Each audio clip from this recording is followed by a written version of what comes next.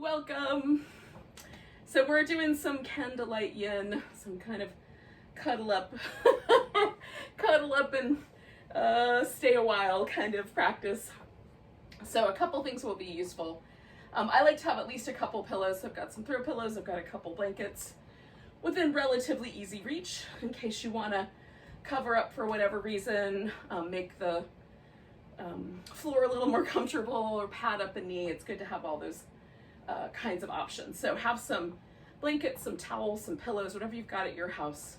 That'll provide some comfort and a little bit of structure. We're going to start with a butterfly pose, and you can do this as a forward bending butterfly pose or as a reclining butterfly pose. I'm going to go for the reclining version tonight.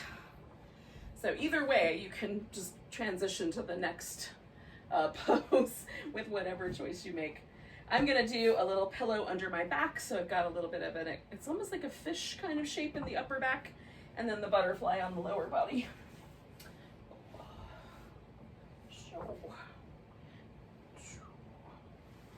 You can, if you wanted to do the fish pose, but you have a different kind of array of props. One of the ways to use like those square throw pillows is to turn it on the diagonal, so one point goes towards your tailbone and one point goes towards your head, and put the broad expanse of the two other points under your shoulders, and then it'll kind of hold you in that fish shape. It'll kind of taper down towards the bottom, taper towards the top. Now if you don't like your head lower, which a throw pillow will do, it'll drop your head back like a more traditional version of the fish, then you can put like another towel or a blanket under your head to create a little bit more of a lift. That's a really good way if you have those. Right now I have heart-shaped pillows for the Valentine's holiday, but normally I would have square pillows on the couch. We'll get to that the next season. So we're going to allow ourselves to just settle in.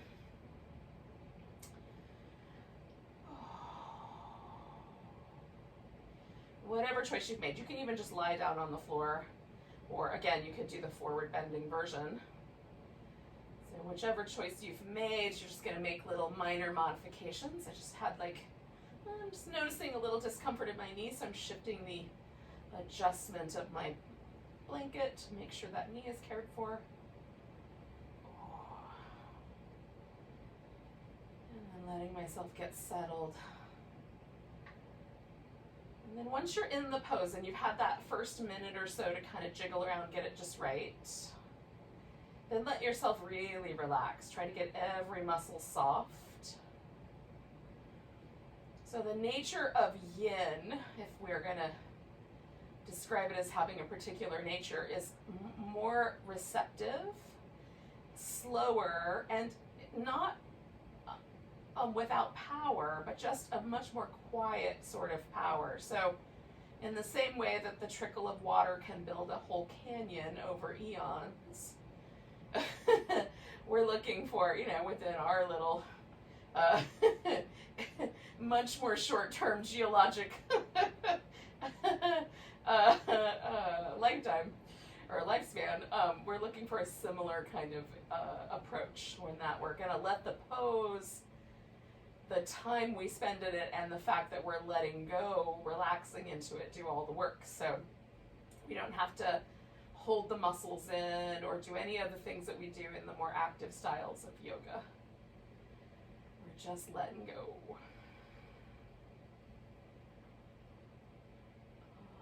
And if you're new to yin, if you kind of somehow happened on this video, just searching around online, it is definitely a much more quiet or meditative, except for the fact that I'm chatting up a million miles an hour, but it's generally a little more meditative. So while you hang out with the poses, you may find your mind being nearly as active as my mouth is right now, in which case the strategy is to just let go again. Just relax, close your eyes. Let your body kind of sink backwards into the shapes and see if that helps. We'll stay for a couple more minutes.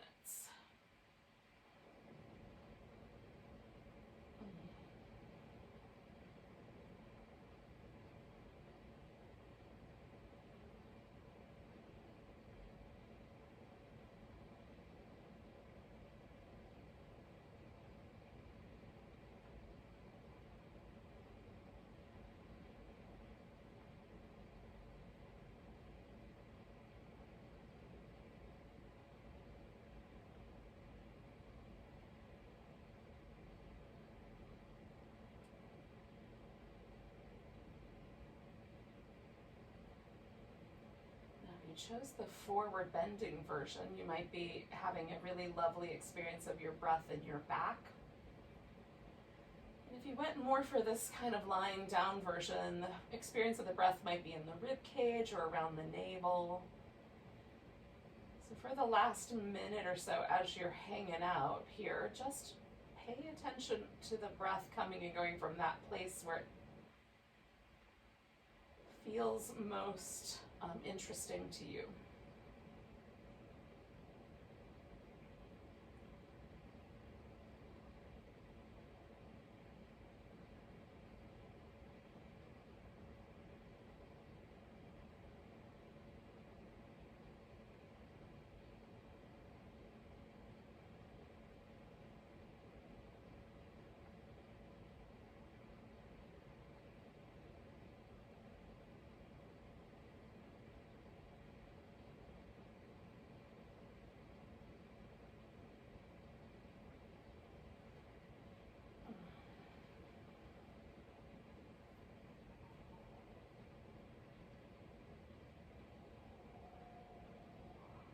Take about 3 more big breaths.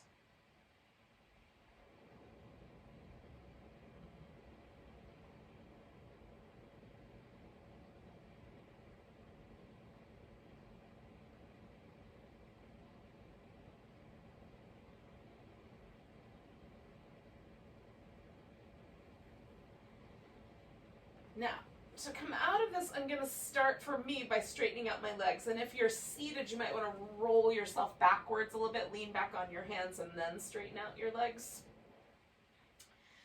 If you are in a seated position, you're going to wind up laying on your back on the floor because we're going to do a banana pose. Now, if you're like me and you have stuff underneath your upper back or lower back or both, as the case may be, under your legs, whatever that is, then we're going to just take a moment to roll and get that stuff out from underneath. Okay, so once everything's sort of set off to the side, you just need to make sure you've got enough room to extend your body from fingertips to toe tips. So you might, if your room is kind of, like if you're stuck between the wall and the bed or, the furnishings, whatever you've got, we all just are finding our own little niche, little spots inside of our house to do our practice. But if you have to turn a little bit on the diagonal or something like that, you can do that. You just want to give yourself enough room. Even your legs extending under the bed would work. Just give yourself enough room that you can stretch out. Okay, you may not wind up leaving all this space, needing it all, but you'll start with it. So we're just going to reach from the fingertips to the toe tips. And then you're going to bend yourself into a little bit of a banana shape. So I started with the upper body because that's usually where I'm going to get the sensitivity around my lower back. And then I swing my legs over to the same side. So I bent to the right. So that means my left side is feeling really stretched out and my right side is feeling kind of curled in. If I get any pinching or anything on the right side, I'm going to unwind a little bit. If I feel any pain in the knee over on the left side, I might bend my knees and put a blanket underneath the knees, okay? You can also take the outside curved leg, so in this case the left one, and cross it over the right one at the ankle, and as your hip reaches for the floor with gravity, you might feel a little bit more sensation of stretch along that outer hip. Again, you don't want anything to cause any trouble for your knee, so if it feels good, you can leave that there. If you like the arms stretched out overhead, great. If you don't, you can bend at the elbows and have more of like a saguaro cactus or goalposts or wings, or one arm can be up and one arm can be down. So you just adjust your arms so that you're happy with the choice. We still want both hips to be touching the ground, both shoulders to be touching the ground. So we haven't rolled onto our side at all. And then we're going to hang out here for a few minutes. And again, we're just going to let gravity and time do most of the work. We're just going to, you know, make little adjustments if there's any pain or anything that feels like there's a pinching or a burning or any numbness or tingling. By all means, adjust your pose for any of those sensations. But if the sensation is just kind of like, oh, I feel a little something, that's where we want to be. You don't want to go so far that you can't stand it all. You know, if you get to the point where you almost can't stand the sensation, you'll find yourself tensing up around it. So we want to go just to the point where something is happening so that we can relax. And then if the pose shifts and you stop feeling things, you know, like you don't feel the stretch down the side of your hip anymore, then maybe you add on, you cross that ankle over or bend a little more over to the other side.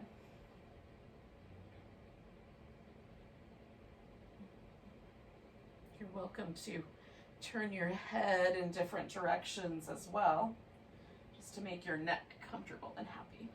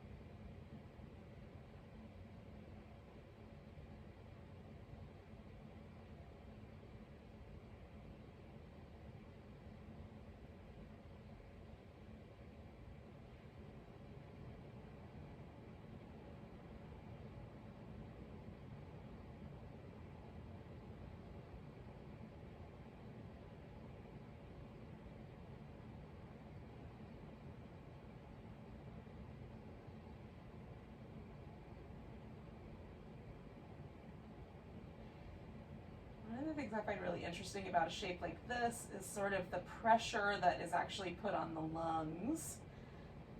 So like the lung that's on the side that's stretching the biggest, in this case my left side is the big stretchy side, that lung does not want to expand as much because there's just the tiniest little bit of pressure through the connective tissue in that rib cage, right? So my right lung is expanding much more deeply to take in the breath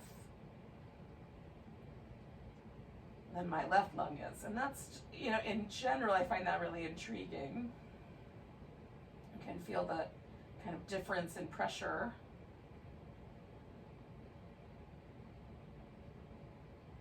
And sensitivity. That's the stuff that I kind of love to notice and explore while I'm hanging out with a yoga pose. So we're going to take 2 more breaths. And the second breath, our exhale is going to be the part of the movement back. So I'm going to exhale as I'm coming back to the center. Now, just for a second, just notice the fact that you still sort of feel like you're bending it to that side, even though we return to neutral. So hang out for a bit. Now I'm going to bend my knees and kind of windshield wiper my legs back and forth because I like the way that movement sort of frees up any pressure that landed around my sacrum from the unusual pull on the connective tissue.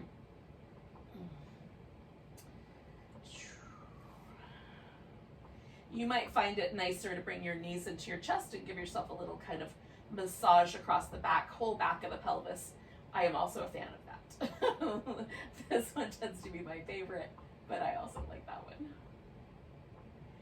And then you can pause for a moment, and just when you feel like things have sort of shifted a little more to a sense of symmetry, you're not feeling that kind of sense that you're bending sideways, then you're certainly welcome to do the other side. You can also wait a little longer if you care to. We don't have to rush. So when you feel like, yeah, I feel ready for the other side, go for it. And again, both hips, both shoulders are laying on the floor pretty evenly. We have one longer side, one kind of curled up side, vaguely banana shaped, vaguely arched. And then you can choose what to do with your arms and your head, and you can cross the one leg over the other or not.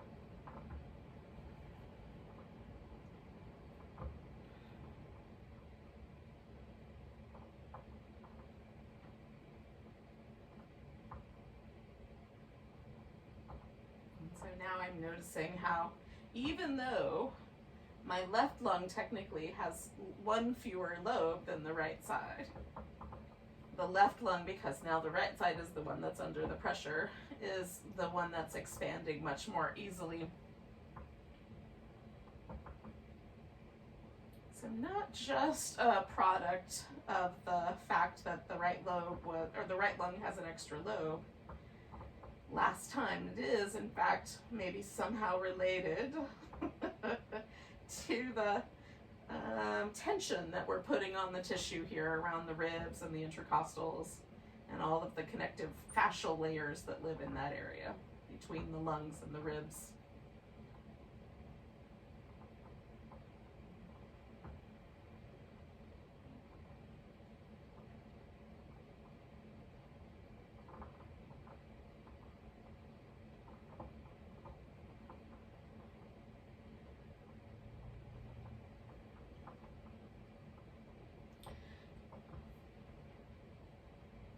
So we've got about 3 breaths left, y'all.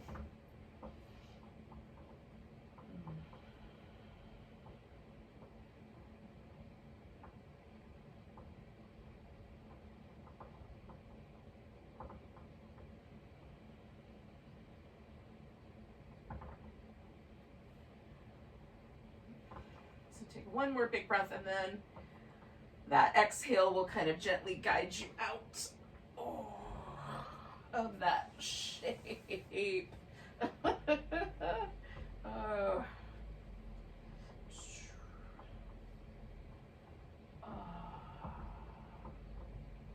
And so we get to a place where we're sort of back to the center, and again, we're just going to give it just enough time to sort of settle everything here. Now we're going to wind up in a lunging position after this whole situation of like chilling out and giving yourself a back massage or whatever you want to do. So if you wanted to add a few little cat-cows, some movement for your spine, or you want to throw a downward dog in, this is a good time for that. And then we'll meet up you know, in around 30 seconds, 45 seconds, something in that neighborhood, in a lunge. Ugh.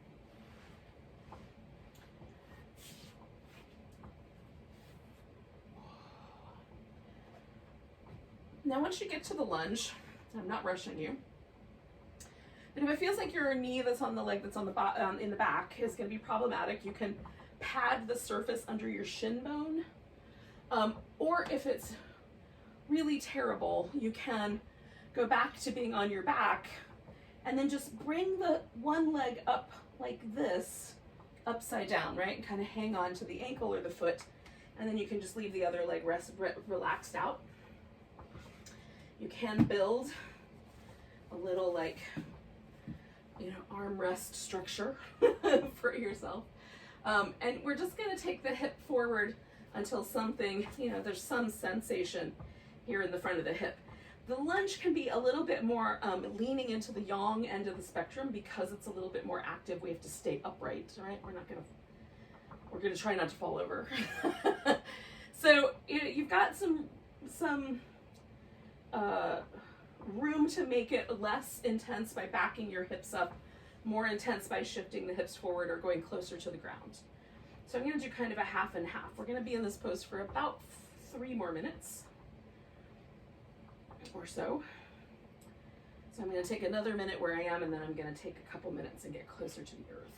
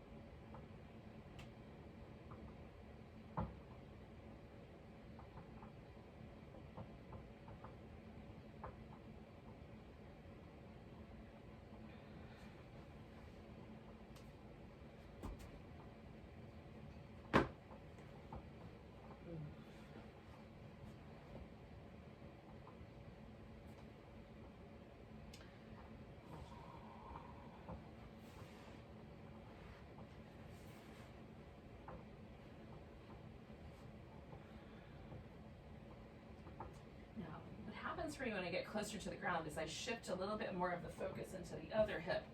So I'm just being mindful of that, keeping my relationship with both of my hips in a comfortable and happy place and not being too pushy.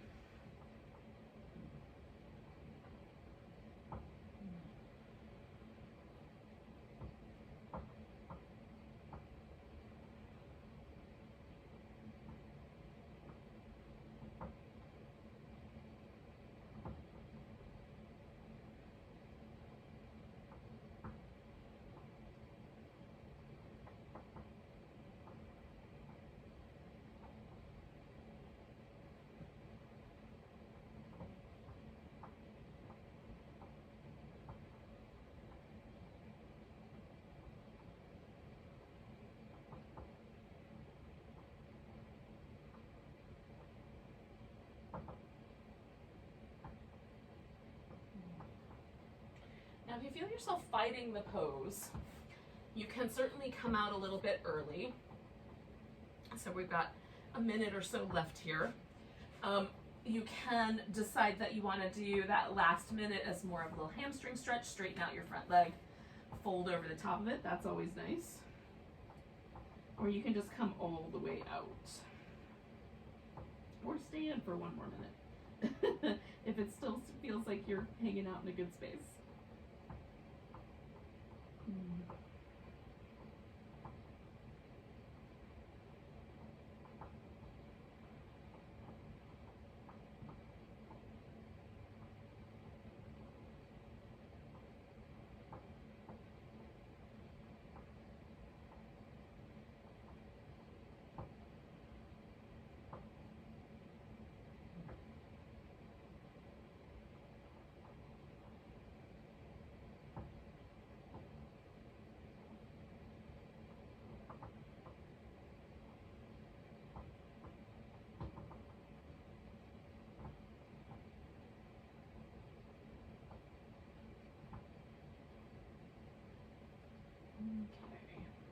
2 more breaths.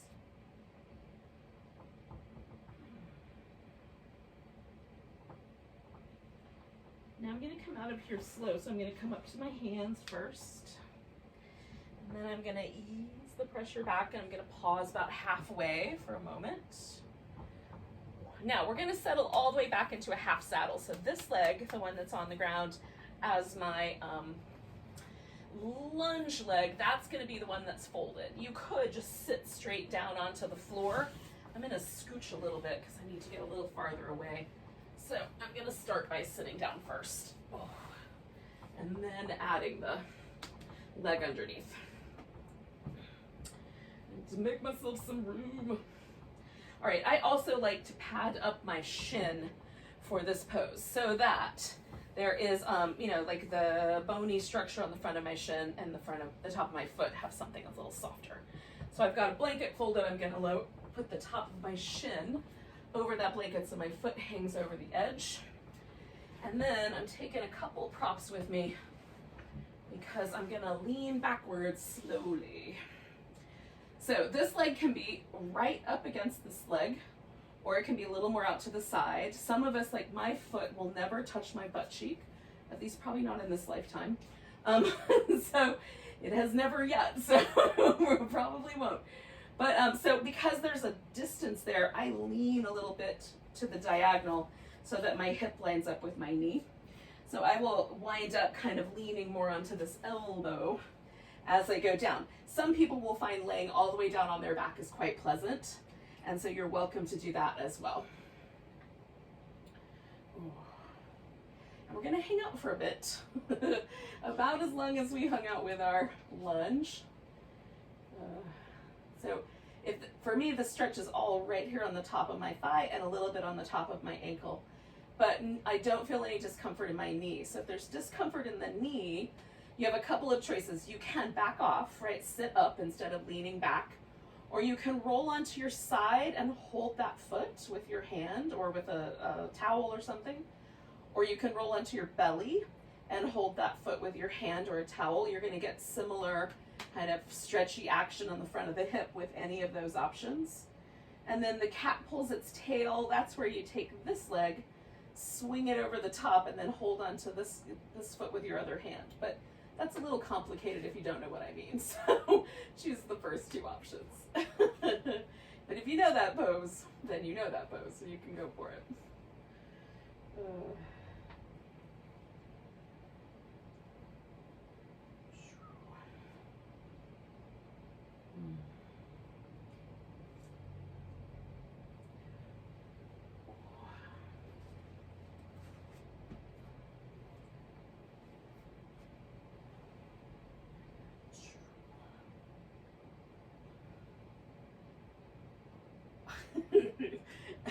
We're about halfway through here. I'm trying to see if I could tuck myself in amongst the plants.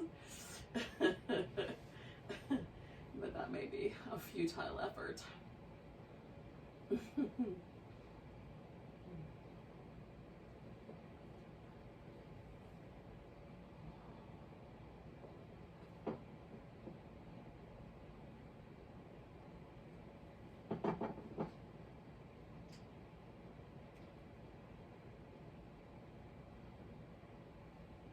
What are you doing over there, pumpkin? Oh, breaking things? What are you doing, Mom? Yeah.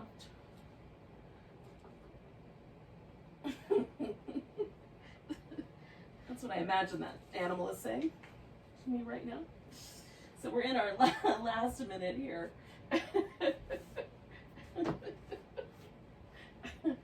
I'm going to try to hang out and not worry too much that things are getting broken, and we'll see what the fallout is at the end.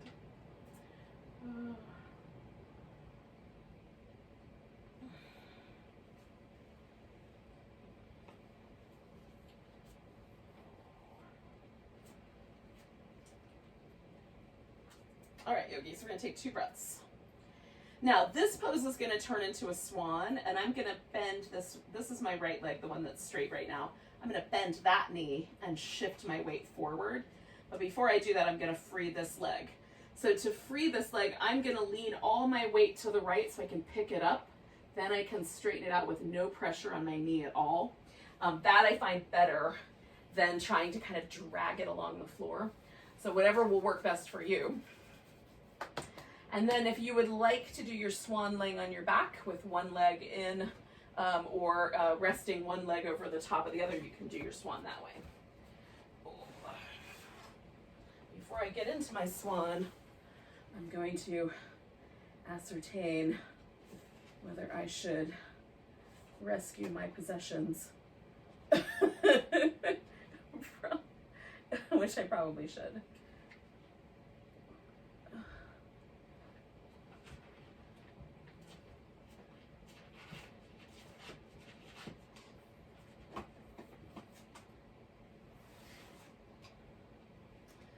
I'll be right back, yogis.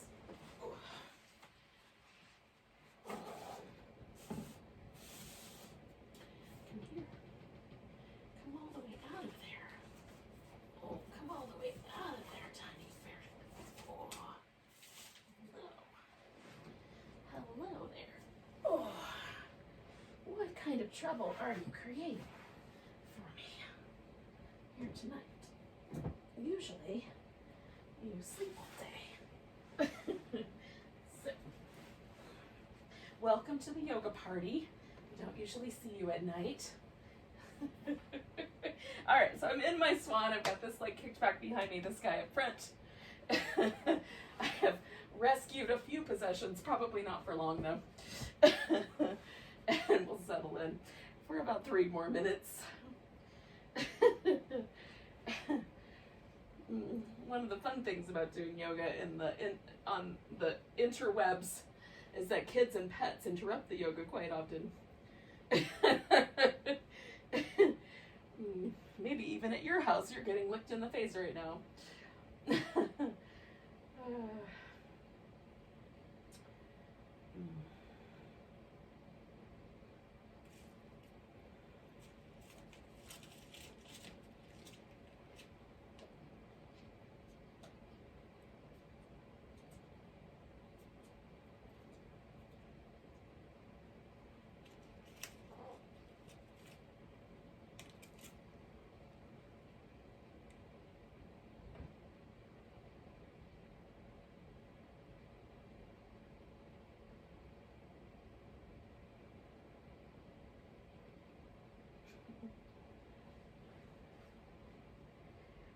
Now your swan can be turned into a bit more of a back bend by propping yourself upright. If you're doing this version, you can make it a little less back bendy, a little more forward bendy by letting yourself kind of fall forward. And then somewhere in between might be sort of propping up on the elbows. That's why I like to build this little pillow setup, so I have sort of a, like the swan and the Sphinx pose had a baby. It's a mild back bend. But you can do it in any version that works best for you.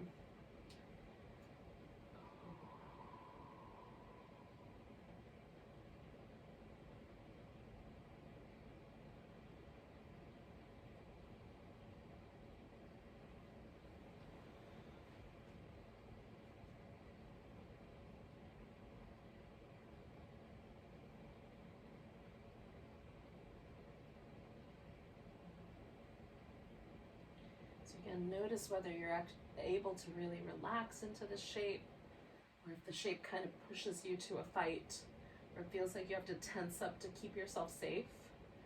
If that's how it feels, flip your pose over. We've just got a little over a minute left.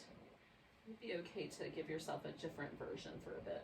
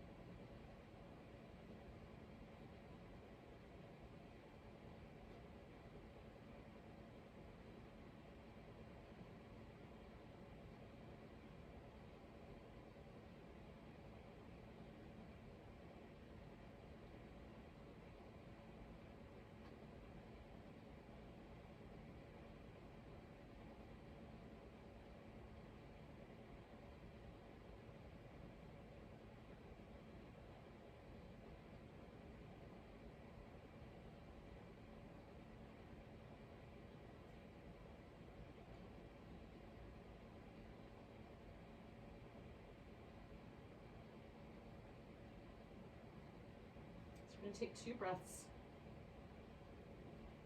Now I'm gonna roll out of this pose by leaning my weight towards this front leg side.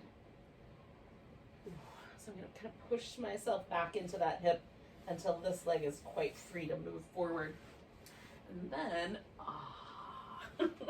redistribute myself a little more evenly. And I'm gonna stretch out like a big starfish. So this is starfish pose. And some of the yoga books call it pentacle pose because it's, you know, like those stars you draw when you were a kid, 5-pointed. Your head and your limbs.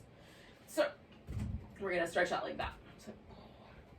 So you could call it spread eagle pose, but that might have connotations that don't go with the yoga practice just now. Oh, but just open yourself out like a starfish. That's my favorite. And then you can always put some support under your legs, or you can bend your knees and let your feet hang out a little bit differently if your low back needs a little extra love. And we'll stay with this pose for a bit. And what I notice when I first get into this pose is that there's kind of a little bit of a difference. Like one hip feels like it pulls a little differently than the other. One side of my body feels a little longer than the other. And so we might, the asymmetry of having done those 3 poses on one side but not the other might persist as we hang out here for a bit, and it might shift. Things might kind of go back to a slightly more neutral place. Just see what happens.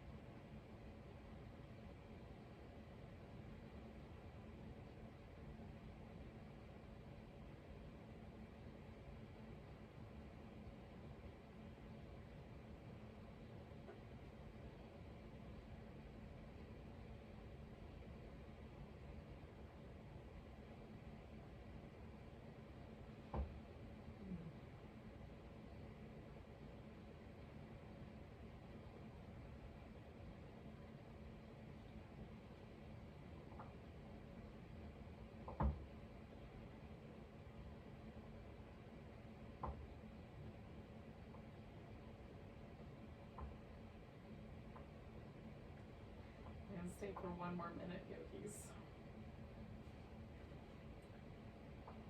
So far, the asymmetry has persisted for me, but it's lighter. Just the gravity just kind of gently pulling me out in all these directions has made things feel a little tiny bit more even, but still not completely the same. So I think that gives us a good reason to do the other side. If you guys are up for it, we'll take 3 more breaths here and then we'll transition.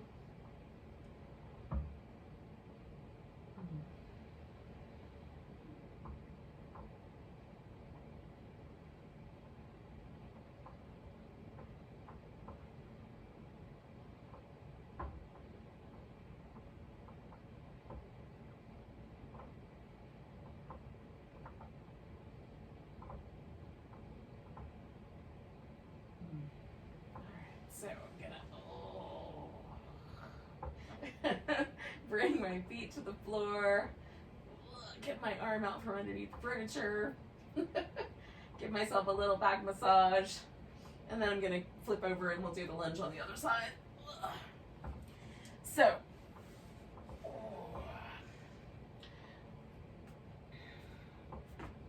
last time I had my right leg forward. So this time I'm gonna have my left leg forward, and then whatever you did last time, you'll do the opposite leg, right? So if you followed along, hopefully that works. And if you did it the other direction, then by all means, do the same thing again.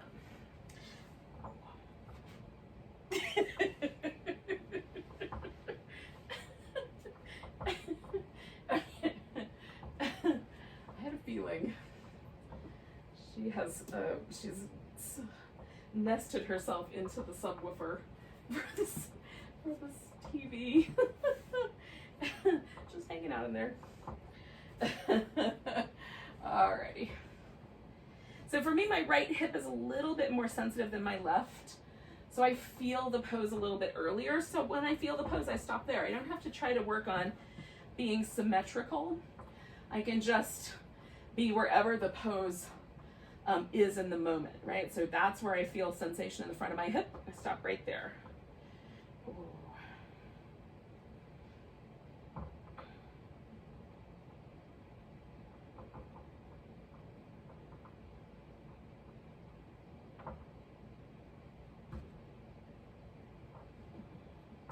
Got a little softer, so I'm going to shift just a notch further forward. And that's how, this is kind of how the poses work for me. It's like, okay, well, things softened up, I don't feel it anymore, I go a little bit further forward.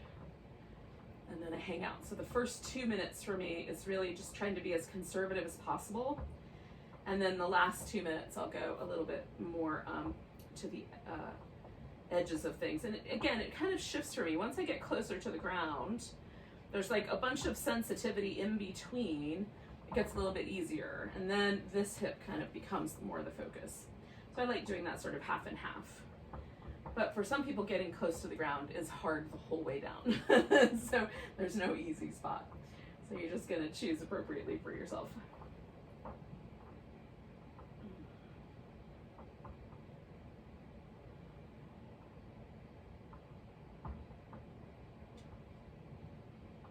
Hi, pumpkin.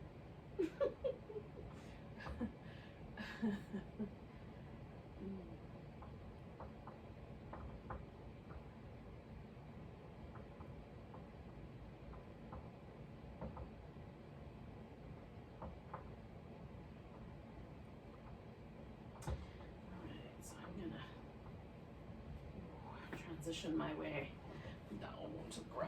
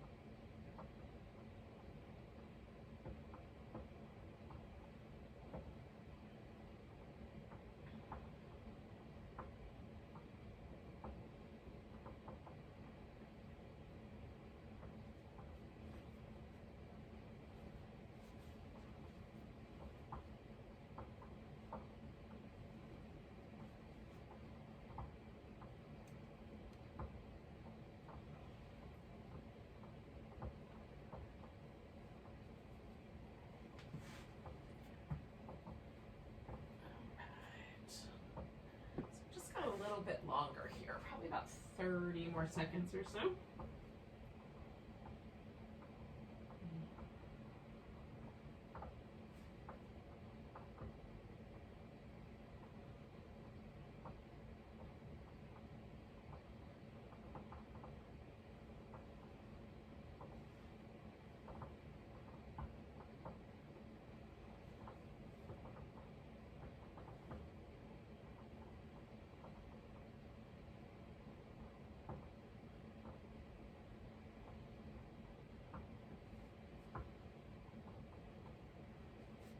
Do 2 more breaths.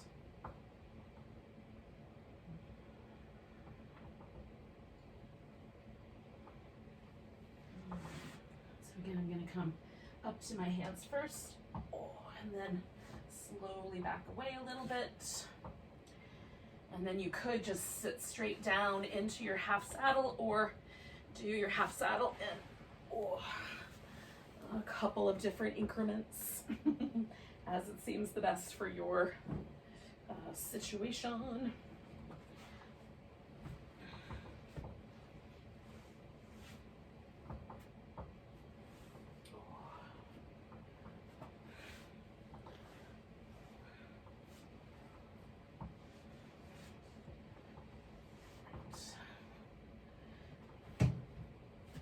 again, I start with kind of just getting my leg into that position, sitting more upright. And then I'm going to slowly kind of allow myself to start to find more of a leaning back position. But this side, again, a little tighter than the other side, so I'm not going anywhere right away because already I feel something there. So there's no real reason to add on. Oh. And of course, your body may be very comfortable in this position. You might find yourself wanting to lay on your back right away, in which case, by all means, definitely listen to your own body. That would be the place to go.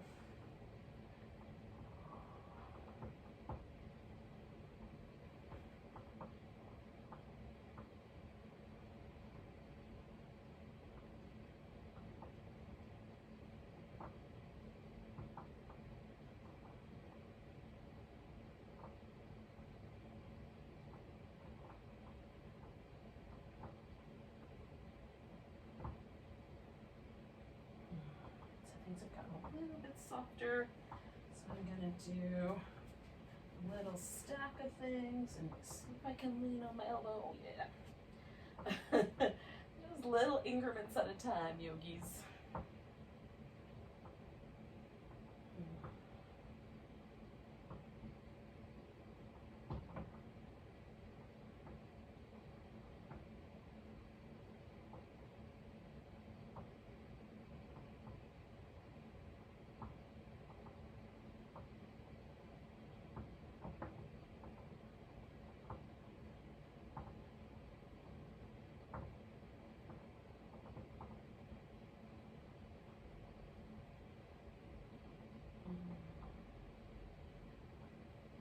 Now this is a really kind of good sequence, the one that we've done here for people who run or cycle, because the areas of the body that tend to get tight, we're kind of touching on all of those places. Quads, the external, like the adductors and external hip rotators, hamstrings, we haven't done yet, but we'll get to those, the inner thigh. So we're kind of getting all of the hip flexor, all of these areas that kind of get tight when you do those kinds of more active things in your life. So if this sequence sort of makes everything feel a little bit more at ease, this is a good one to kind of keep and take with you. There's some others, you know, clearly this is not the only one, but it does hit all kind of those places where front of the thigh, front of the hip tend to get really tight. The outer hip tends to get pretty tight. So those are good areas this little sequence hits on us. So we're going to take one more big breath, and then we're going to transition from here into that swan. And again, you can do the swan laying on your back, or you could do the swan going forward. Ooh. So again, I'm going to lean all the way away so that I can pick this leg up and straighten it. Oh. And that will keep my knee from getting any extra drag. All right, so then we're going to do our swan.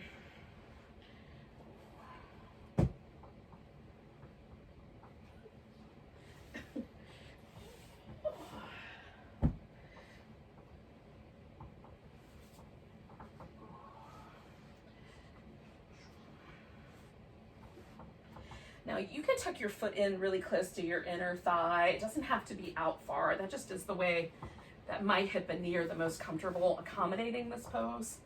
But you can do any version that works for you. You can even take this back leg and bend it out to the side and make it a little closer to like the deer pose and the pigeon had a baby. Not quite a swan, not quite a deer, but somewhere in between.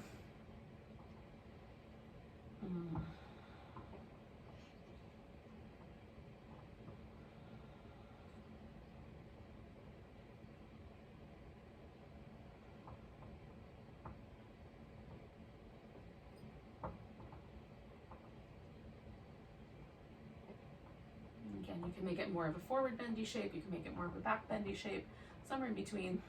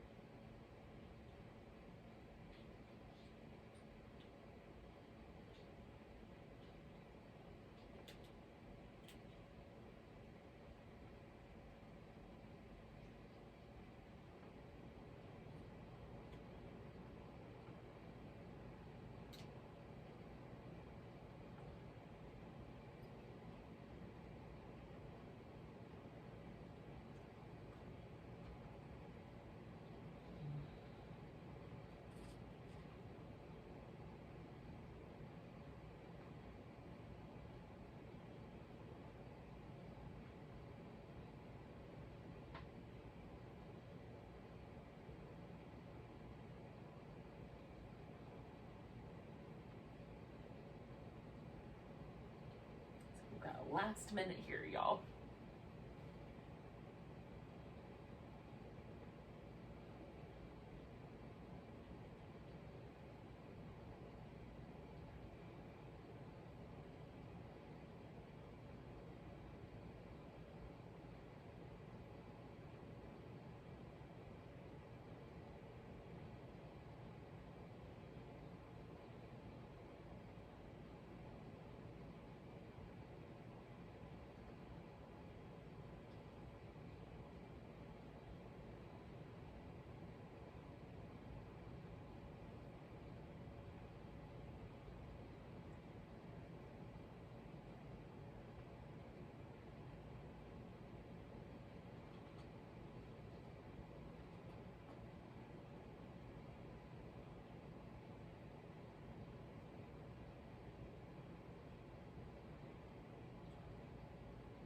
All right, yogis, we're gonna take another deep breath. We're gonna let go with a sigh. And then we're gonna come out of this swan pose, whichever way you think is the best way to get out of there. Oh. Oh. Now, I'm not gonna go anywhere right away. I'm just gonna let myself have a moment to sort of settle. And you could stretch back out into the starfish pose if you want to. You don't have to, but you certainly can. We're going to do a wide angle forward bend, which in the yin world is called the Dragonfly Pose. Now, the problem with the Dragonfly Pose is that there are some people in the world, and quite a large percentage if you ask me, who when the legs go out wide, like a pair of dragonfly wings, wind up with their pelvis leaning backwards. This is a genetic situation. And it has to do with the angle of the depression in your pelvis, which is called the acetabulum, which I just like to say the word acetabulum, it's hilarious. And then the head of your femur. And so which is the big thigh bone. So that place where those two bones meet, if it's angled in a certain way on your pelvis because of your genetics, it'll push you back. So it almost has nothing to do with how tight your inner thighs are. For some people, like how wide apart you can take the legs has to do with that. But it really isn't about the angle of the pelvis. So there's a couple of strategies that you can work with. One is you can sit up. So if you elevate the hips so that there's a downward slope with the legs, sometimes it will help pull the pelvis a little bit more upright. Possibility number two is you can bend at the knee. So sometimes that adjustment will allow the pelvis to tilt back forward and not lean back. The other possibility is you can lay down on your back with your legs up on the edge of like the couch, a bed, or the wall, and do the shape with your legs with your back lying on the floor. And then you won't have that problem with your pelvis. So if that one sounds like a better option, go for that one. Or do one of those strategies. Sit up on the end of a pillow or a bunch of pillows, or put some pillows or a blanket, in my case, underneath the knee to give the knee a little bit of a softer bend, okay? And then you can sit upright. That might be just the spot that you land in, or you can begin to tilt forward, and you tilt forward until you can't tilt forward anymore, or until you want to stop. I can, if I work at it, I can get my elbows to the floor, but it requires that I do a lot of sensation, and I don't really want a lot of sensation. I want to go again, just to the point where I feel it, which for me is about halfway to the floor with my elbows. Now I just feel that stretch in my inner thigh. And as that gets softer, if it gets softer, then I can go surfing in a little bit deeper. So choose appropriately for yourself. I'm going to take nice deep breaths.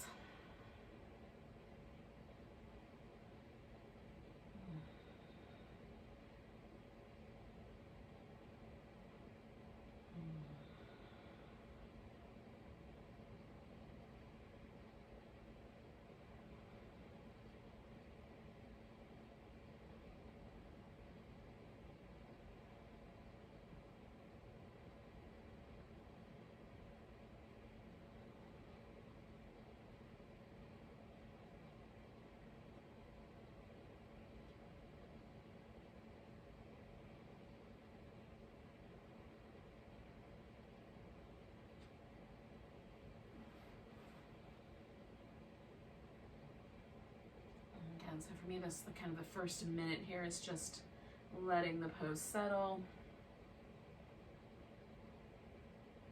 And kind of find a place where it feels nice to hang out, and then we just let the body relax and stay a few more minutes.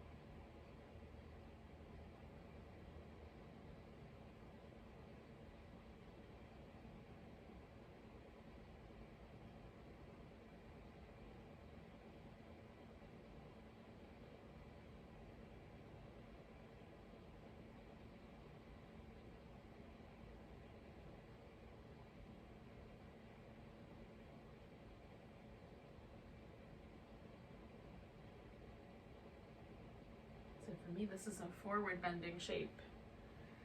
So again, I'm coming back to that sensation of the breath in my back. So we've got 1 minute left here. So noticing the breath and kind of hanging with the breath for a minute is a lovely way to sort of stay with the meditation aspect.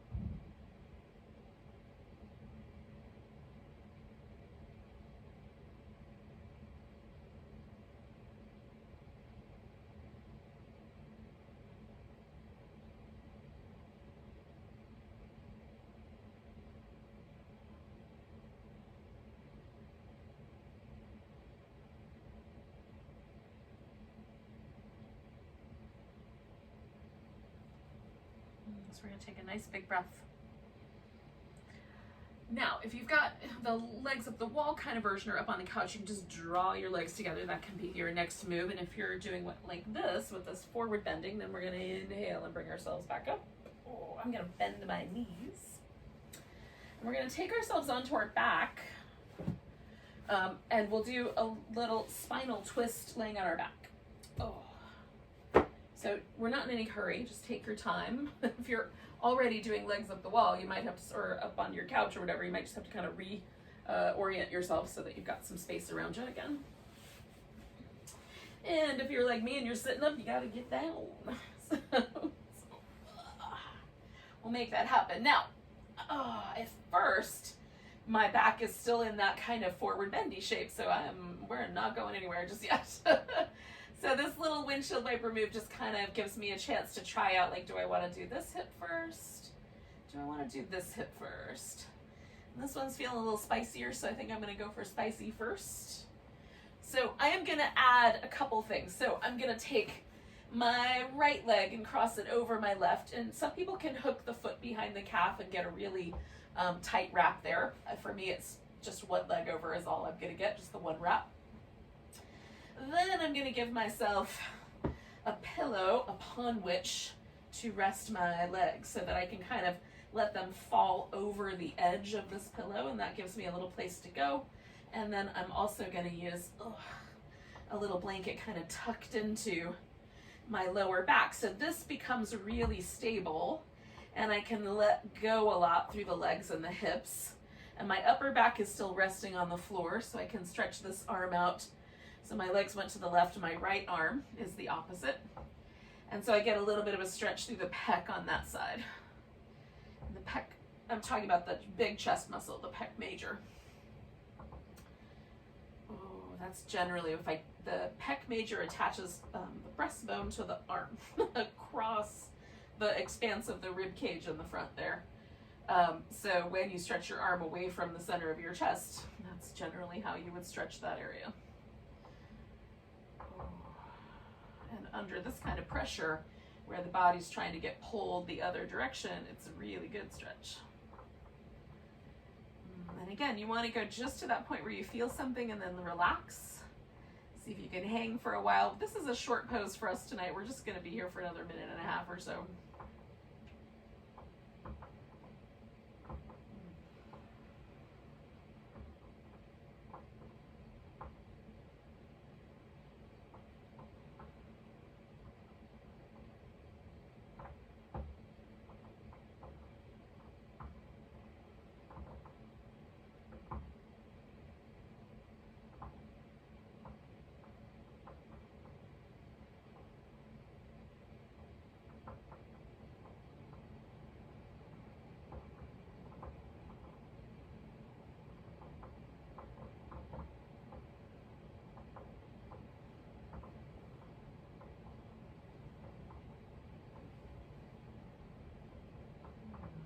Take 2 more breaths. I'm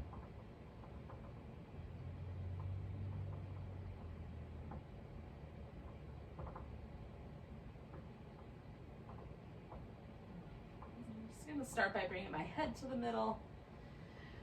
Then I've got to get this guy out from under here because I'm going to start with this leg. Just bring that off the top and everything else will sort of follow. Give it a little in between.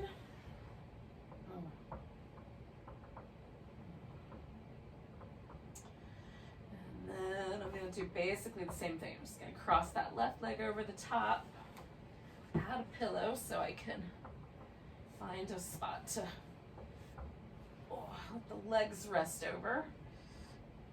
Give my low back a little support. And I tried to make sure I did that with my upper back still resting on the ground. So make adjustments as you need to with the pillows or whatever blankets you're using. And then we'll hang out for a couple minutes, yogis.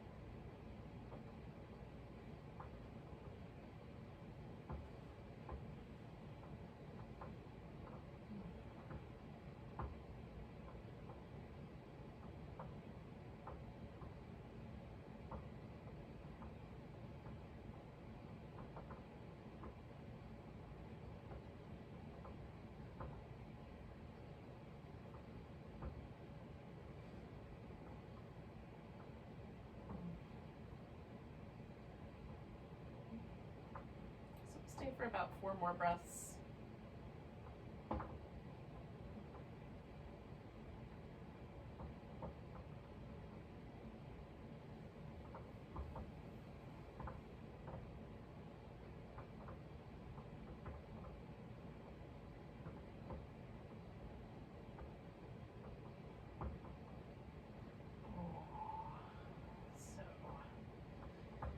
Nice big inhale. I've got a little support out from under my back. I'm going to take this leg and just bring it back.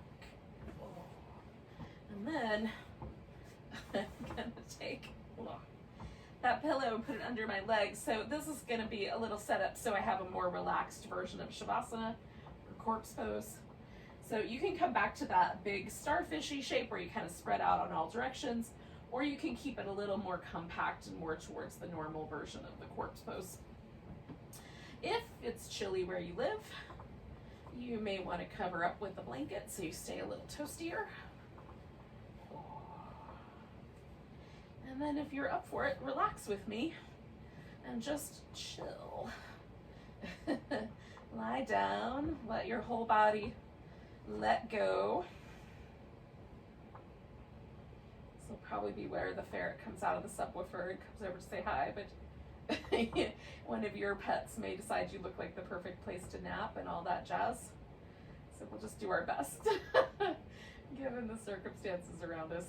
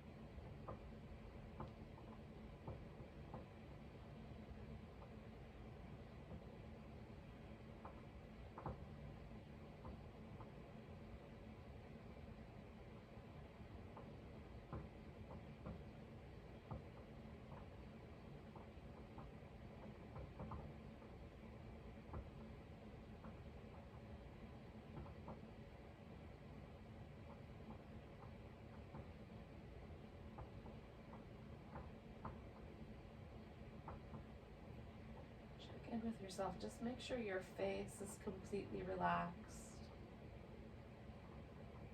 Your eyes are soft and kind, and the lips are nice and fluffy and soft. Relax any tension out of the chest, upper back, and shoulders. The hips and the legs relax as best you can. And if there's anything that's sort of tugging on your pose, just make a change. Maybe even bending the knees, for example. Crossing at the ankles might be nicer. So just make whatever little change you can, and then just for a few more minutes, we're going to let ourselves relax as deeply as possible.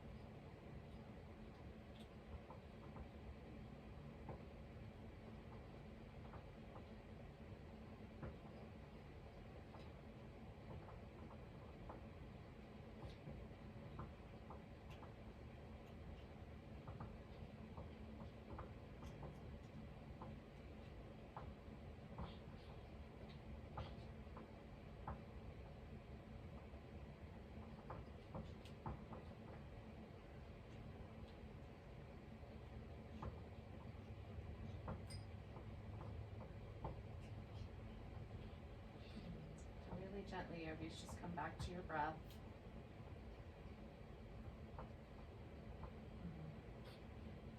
Notice the sensations of the body breathing.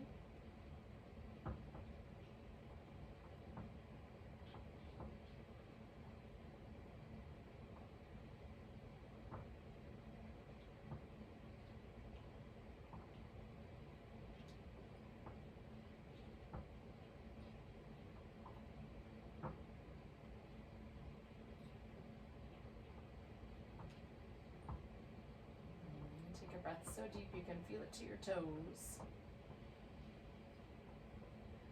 Let it go with a big sigh. Wiggle your fingers and toes and wrists and ankles and stretch out as much as you like.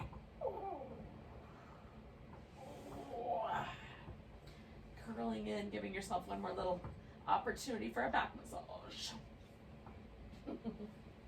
At least against the floor.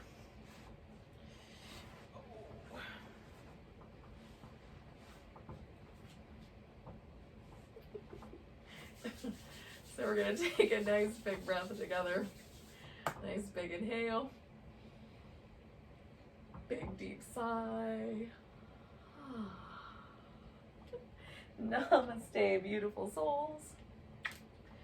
Thanks for joining me for some yin yoga. Hopefully you enjoyed it. Peace.